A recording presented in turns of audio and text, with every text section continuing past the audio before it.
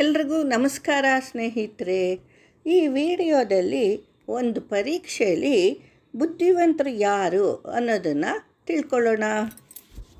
ಒಬ್ಬ ಶ್ರೀಮಂತನಿಗೆ ಇಬ್ಬರು ಮಕ್ಕಳಿದ್ದರು. ಅವನಿಗೆ ವಯಸ್ಸಾಗ್ತಾ ಬಂತು, ವೃದ್ಧಾಪ್ಯ ಸಮೀಪಿಸ್ತು. ಒಂದಿನ ತಾನೇ ಕೂತು ಯೋಚಿಸ್ದ, ಇಷ್ಟು ದೊಡ್ಡ ಆಸ್ತಿಯ ಜವಾಬ್ದಾರಿಯನ್ನು ಯಾರಿಗೆ ಕೊಡಲಿ? ಹಿರಿ ಮಗನಿಗ ಅಥವಾ ಚಿಕ್ಕ ಮಗನಿಗ?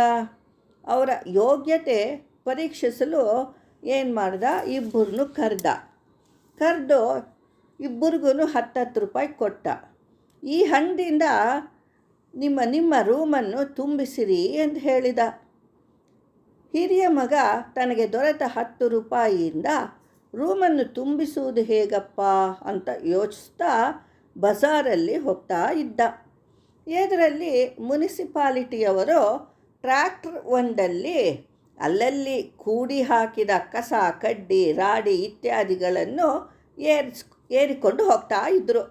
ಇದು ನೋಡಿದ ಆ ಜಾಣ, ಇದು ಬಿಟ್ಟರೆ ರೂಮಿನ ತುಂಬುವ ಮತ್ಯಾವ ಬೆಲೆ ಬಾಳುವ ವಸ್ತುಗಳೂ ದೊರೆಯುವುದಿಲ್ಲವೆಂದು ಯೋಚಿಸಿ ಅವರ ಬಳಿ ಹೋಗಿ 10 ರೂಪಾಯಿ ಕೊಡ್ತೀನಿ, ನನ್ನ ರೂಮಿಗೆ ತಂದು ಹಾಕುವಿರಾ ಎಂದು ಕೇಳಿದ.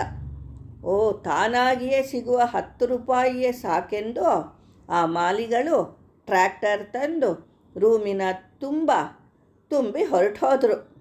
ಇದನ್ನು ನೋಡಿ ಮಗ ತನ್ನ ಬುದ್ಧಿವಂತಿಕೆಯ ಬಗ್ಗೆ ತಾನೇ ಮೆಚ್ಚಿಕೊಂಡ.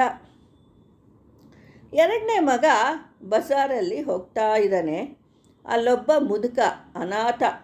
ಅಯ್ಯ, ಅನ್ನವಿಲ್ಲದೆ 2 ದಿನ ಆಯಿತು, ಏನಾದರೂ ಸಹಾಯ ಮಾಡಿ ಎಂದು ಬೇಡ್ತಾ ಇದ್ದ. ಈ ದೃಶ್ಯ ಕಿರಿಯ ಮಗನಿಗೆ ಮರುಕ ಉಂಟಾಯಿತು. ಅವನಿಗೆ 5 ರೂಪಾಯಿ ಕೊಟ್ಟು ಸಮೀಪದ ಹೋಟೆಲ್ನಲ್ಲಿ ಊಟ ಹಾಕಿಸ್ದ. ಹಾಗೆ ಮುಂದುವರಿತಾ ಇದ್ದ. ಅಲ್ಲಿ ಒಬ್ಬ ವಿದ್ಯಾರ್ಥಿ ಫೀಸ್ ಕಟ್ಟಕ್ಕೆ ಹಣ ಇಲ್ಲದ್ರಿಂದ ಶಾಲೆಯಿಂದ ಹೊರಗೆ ಕಳಿಸಿದ್ದಾರೆಂದು ಹೇಳ್ದ. ಅವನಿಗೆ 3 ರೂಪಾಯಿ ಕೊಟ್ಟ.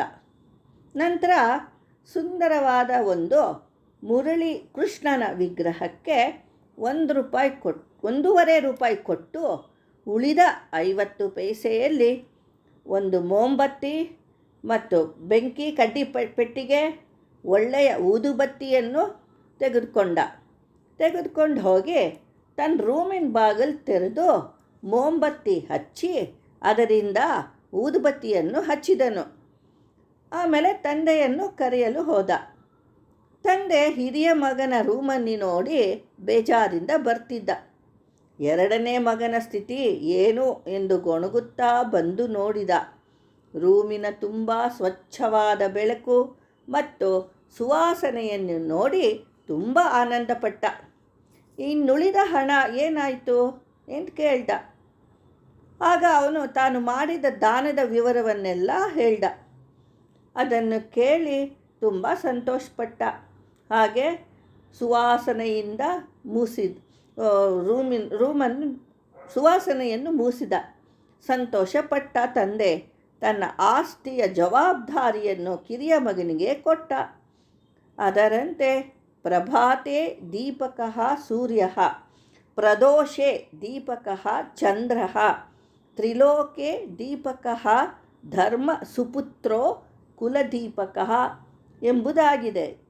ಈ ವಿಡಿಯೋ ನಿಮಗೆ ಇಷ್ಟವಾದಲ್ಲಿ ಲೈಕ್ ಮಾಡಿ, ಶೇರ್ ಮಾಡಿ, ಹೊಸಬರು ಸಬ್ಸ್ಕ್ರೈಬ್ ಆಗಿ. ಧನ್ಯವಾದಗಳು.